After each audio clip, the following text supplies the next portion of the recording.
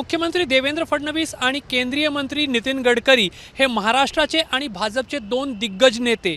महाराष्ट्राच्या राजकारणासंदर्भात दोघांसंदर्भात जेव्हाही चर्चा होते तर कधी दोघांच्या सहकार्याची चर्चा होते, दोघांमधील समन्वयाची चर्चा होते, तर कधी कधी दोघांमध्ये एक सुप्त संघर्ष आहे, राजकीय संघर्ष आहे असंही अनेक विश्लेषक विश्लेषण करत असतात। मात्र यंदा दोन्ही नेत्यांनी महाराष्ट्रात भाजपसाठी जोरदार प्रयत्न केले, मोठ्या संख्येने सभा घेतल्या आणि भाजप पुन्हा एकदा महायुतीच्या सोबत महाराष्ट्राच्या सत्तेपर्यंत पोहोचलेला आहे। महाराष्ट्रात पुन्हा एकदा भाजपचा मुख्यमंत्री झालेला आहे।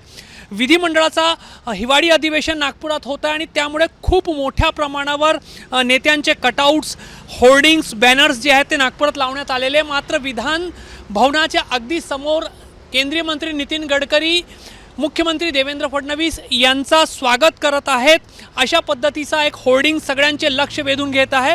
त्याच्यावर काव्यात्मक पंक्ती आहेत, तू प्रेरक नव तरुणांचा, तू प्रतीक चारित्र्याचा पुत्र असे या भूमीचा देवेंद्र फडणवीस यांच्या संदर्भात हे लिहिण्यात आलेलं आहे। आणि हा दोन्ही भाजपच्या दिग्गज नेत्यांचा हा जो होर्डिंग आहे तो सध्या लोकांचं लक्ष वेधून घेत आहे।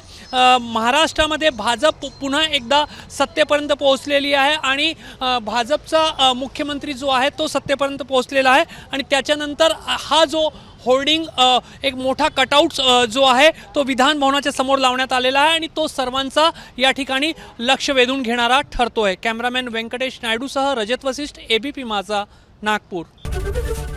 एबीपी माझा, उघडा डोळे बघा नीट।